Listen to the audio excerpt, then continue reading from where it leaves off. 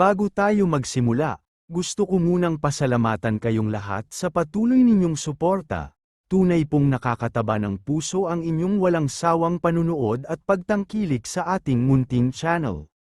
Habang kami ay sumasailalim sa pagsasanay mula sa instructor, ito ay isang klase ng training na paulit-ulit nang nagbasag ng aming mga buto. Isang batang 10 taong gulang ay hindi dapat sumailalim sa ganitong klaseng pagsasanay. Pero hindi ako magrereklamo tungkol dito.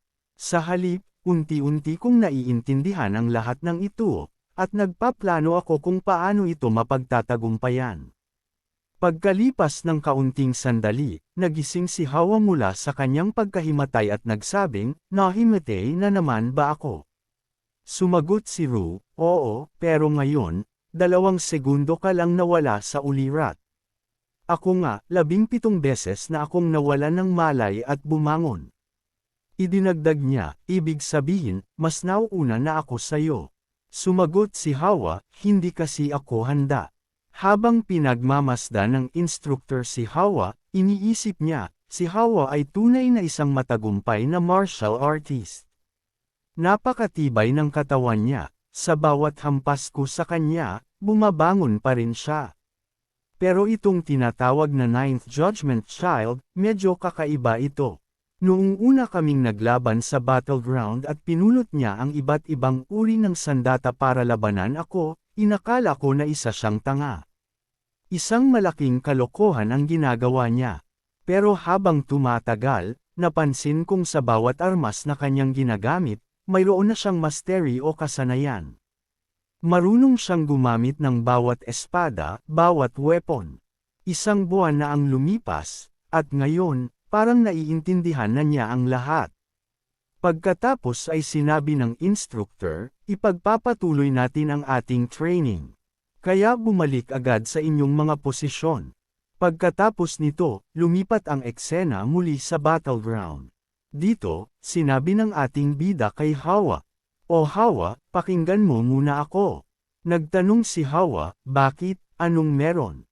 Sumagot ang bida, "May plano ako para talunin ang instructor. Pag binigyan kita ng senadorias, kailangan mo lang salagin ang isa niyang atake." Tumugon si Hawa, "Totoo bang kaya mong talunin siya? Imposible yata. Ayokong gawin yan." Sabi ng bida, "Akala ko gusto mong kahit isang suntok man lang ay maibigay sa instructor na ito. Pero sige, kung ayaw mo, walang problema." Pagkarinig nito, medyo na-nervyos si Hawa. Ngunit pagkatapos ng ilang saglit, sinabi niya, "Sige, handa na ako." At pagkatapos niyang sabihin iyon, bigla siyang sumugod. Sumugod si Hawa sa instructor at sinabi, "Kailangan mong bayaran ako mamaya para dito." Kasabay nito, sumugod na rin ang ating bida. Sa kanyang isipan, iniisip niya, "Wala man kaming lakas, pero marami kami. Kailangan naming gamitin ang bilang namin bilang kalamangan." Nang makita ito ng instructor, sinabi niya, So ngayon magtutulungan na kayo bilang grupo. Pero sinasabi ko sa inyo, kahit anong plano ang gawin nyo, hindi yan gagana laban sa akin." Pero agad na umatake ang ating bida gamit ang kanyang sibat. Naiwasan iyon ng instructor. Iniisip naman ni Ru, ngayon na ang atake niya. Kailangan ko lang itong ma-reflect. At sa sandaling iyon, na-deflect ng ating bida ang atake ng instructor. Gulat na gulat ang instructor sa nakita niyang iyon. Ngunit bigla siyang sumugod pabalik, papunta sa ating bida, para umatake gamit ang sibat. Nakipagsagupaan ang bida gamit din ang kanyang sibat. Sabi ng ating bida kay Lee Hawa, "Ngayon ang tamang oras. Bilasan mo at umatake ka." Pagkarinig nito, agad na sumugod si Lee Hawa at inatake ang instructor.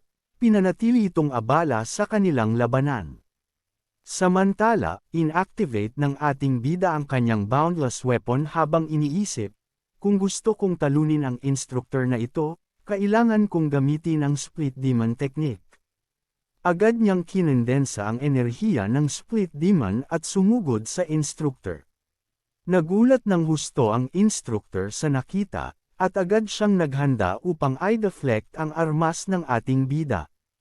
Ngunit dito sinamantala ng bida ang pagkakataon, kinendensa niya ang kapangyarihan ng Split Demon sa kanyang mga kamay at isinuntok ito ng buong lakas sa katawan ng instructor. Sa wakas, nagawa ko rin. Sabi ng ating bida, ngunit napansin niyang na-block ng instructor ang kanyang suntok. At sa isang iglap, binigyan siya ng isang napakalakas na suntok ng instructor, na nagpabagsak sa kanya sa pader. Pagkatapos ay sinabi ng instructor, binabati kita. Sa ika-37 na araw mo, na-activate mo na ang iyong sixth sense. Ngunit papalapit na rin si Lee Hawa upang umatake. Agad din siyang inatake ng instructor at itinapon ito, sabay sabing, sa ngayon, wala ka pa sa tamang antas. Panahon pa rin ito ng pagbuti, kailangan mong mag-improve. Pagkasabi niyon, nagsimulang lumakad palayo ang instructor. Pero bigla na lang sumigaw si Lee Hawa, "Hoy! Sabi mo sa amin noon na ibibigay mo sa amin ang tagumpay. Pero ang pangako mo, isa lang palang kasinungalingan." Habang papalayo, iniisip ng instructor, ang batang ito, talagang ang kamangha-mangha. Napakagaling ng kanyang taktika, ang huminto sa isang atake sa gitna at biglang lumipat sa isa pa. Napakatalinong diskarte, at nasaktan talaga ako. Sa katunayan, napilitan akong labagin ang sarili kong mga alituntunin at gumamit ng mana. Ang kinabukasan ng batang ito, sobrang maliwanag. Kapag dumating ang panahon na ang mga batang master mula sa iba't ibang linya ay nakalaban siya, ang magiging reaksyon nila ay siguradong kahanga-hanga. Pagkatapos nito, ikinwento ng ating bida. Sa ika-47 na araw, na-activate na rin ni Lee Hawa ang kanyang sixth sense. At sa natitirang mga araw bago ang Nemon Ceremony, mas pinabuti ko pa ang aking mga teknik. Ngunit biglang dumating ang kanyang nakatatandang kapatid upang makipagkita sa kanya. Pagkakita sa ating bida, sinabi ni Lee Manju, "Oh, kaya ikaw si Yang." Ipinakilala naman siya ng ating bida, siya ang panganay na anak ng aking ama na si Lee Tyson, si Lim Yung-jun. May titulo siyang Twin Star dahil parehong nasa second rank ang kanyang martial arts techniques at mana arts. Isa siya sa pinakamalalakas sa buong clan, kaya kinatatakutan siya ng marami. Pero ako, labis ko siyang minahal at naging malapit sa kanya, dahil siya ang aking kuya na palaging nag-aalaga sa akin. Pagkatapos ay magkasama silang nag-usap sa isang silid. Sabi ni Myung-jun, "Patawad, ang laki mo na pero hindi ko man lang naisip ang puntahan o kamustahin ka." Sumagot si Ru, "Ayos lang yun." Ngunit sinabi ni Manjo, "Ngayon lang kita unang nakita. At kahit ngayon pa lang tayo nagkakilala, agad mo akong nakilala." Sagot ng ating bida, "Oo, maaaring half-brother lang ako, pero imposible naman na hindi ko makilala ang panganay na anak ng Lake Lane Clan, ang aking kuya." Pagkatapos nito, sinabi ni Manju, "Huwag mong gamitin ang titulong half-brother, naiintindihan mo. Para sa akin, isa kang tunay na kapatid.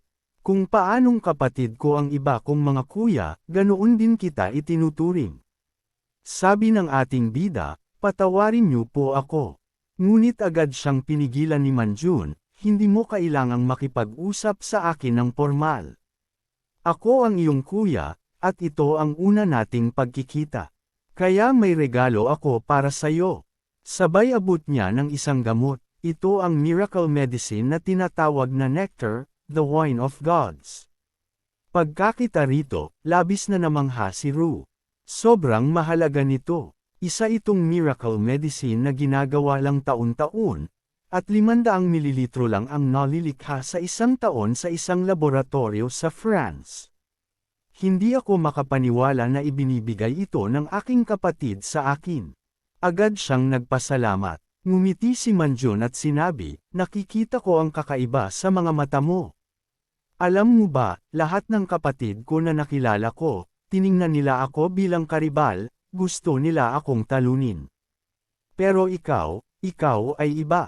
Gusto, kita. Sagot naman ng ating bida, mali po kayo. Isa rin po akong karibal ninyo, dahil pareho tayong galing sa Lick Lane clan. Kaya, darating din ang panahon na kailangan ninyong makipaglaban sa akin. Pero huwag kayong mag-alala, para sa akin, kayo pa rin ang aking kuya. At mananatili ang respeto ko sa inyo. Pagkarinig nito, natuwa si Lee Manjun at napatawa. Sa isip ng ating bida, Kuya, sobra ang pagmamahal ko sa inyo. Huwag po kayong mag-alala, sa buhay na ito, ipaglalaban at paprotektahan ko kayo.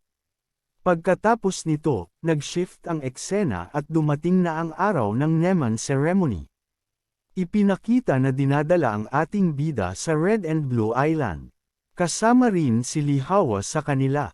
Ipinapaliwanag ng ating bida, ang kulay ng isla ay nagbabago depende sa dami ng mana sa loob nito, kaya ito tinawag na Red and Blue Island. Ginagamit ang islang ito para sa Neman ceremony. Isang miyembro ng Shadow Squad ang lumapit at nagsabi, "Ngayon, ipapaliwanag ko kung ano ang dapat mong gawin para sa seremonyang ito. Kailangan mong mabuhay sa islang ito ng 3 linggo upang mapatunayan mo ang sarili mo. At ito ang mga device na dapat mong isuot sa buong panahon, hindi mo ito pwedeng alisin. Huwag na huwag mong aalisin ito," sabi ng tagapagsalita habang inaabot ang device, para matrack namin palagi ang lokasyon mo.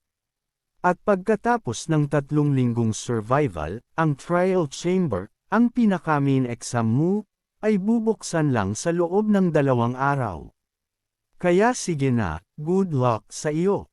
Pagdating sa isla, si Lee Hawa ay lumapit sa ating bida at nagsabi, "Oy, may gusto akong sabihin sa'yo." Sagot ng ating bida, "Sige, sabihin mo na. Matagal ko nang alam na may gusto kang sabihin sa akin." Nagulat si Lee Hawa, "Talaga, alam mo," sabi ng ating bida sa isip niya. "Palagi mo akong tinatitigan at halatang maraming iniisip. Ramdam kong gusto mong magsabi ng isang bagay pero hindi mo lang masabi." Pagkatapos ay sinabi niya, "Sige na, sabihin mo na." Kinakabahan si Lee Hawa, pero dahan-dahan niyang tinanggal ang microphone mula sa kanyang shirt at inilagay sa kanyang bulsa. Pagkatapos ay kinuha niya mula sa bulsa ang isang botelya. "Ito ang Dreamlight France Poison," sabi niya. "Isa itong lason na tumatalab lang sa mga batang wala pang 15 taong gulang. Kapag binuksan ito sa hangin, kusa itong kakalat sa loob ng 10 minuto, at hindi mo mamamalayan.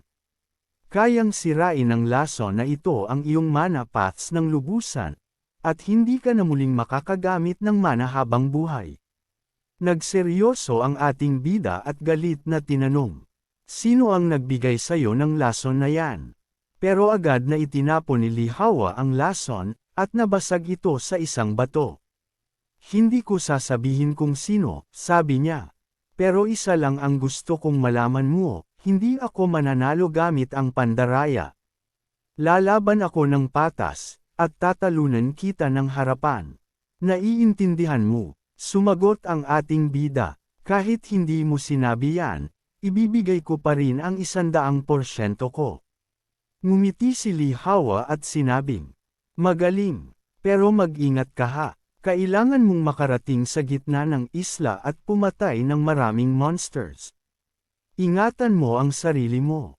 Napangiti ang ating bida at sinabing, "Parang ang dating ng sinasabi mo parang concern ka talaga sa akin. Nag-aalala ka ba sa akin?" Tanong ng ating bida. Galit na sagot ni Lee Hawa, "Hindi ako nag-aalala sa'yo, naiintindihan mo. Sinabi ko lang yun kasi baka mamatay ka sa gitna ng daan at hindi nakita makalaban." Biglang may isang halimaw na umungol mula sa di kalayuan. Nang marinig nila ito, kapwa sila kinabahan. Sabi ni Lee Hawa, "Ayos, aalis na ako." Pinanood siya ng ating bida habang lumalayo at sinabi sa sarili, "Ayan, umalis na siya. Panahon na rin para ako'y maglakad papunta sa gitna ng isla." Pagkatapos nito, ipinakita si Li Haowen na abalang-abala sa pamamaril at pagpatay ng maraming halimaw. Sa monitoring room, pinapanood siya ng maraming elders at guards ng Lick clan. Sabi ng isa, "Grabe, ang galing ni Li Haowen. Ang husay ng kanyang mga galaw." Isa pang elder ang nagsalita. "Tingnan niyo kung paano niya ginagamit ang skills niya, ang dami na niyang napapatay na halimaw."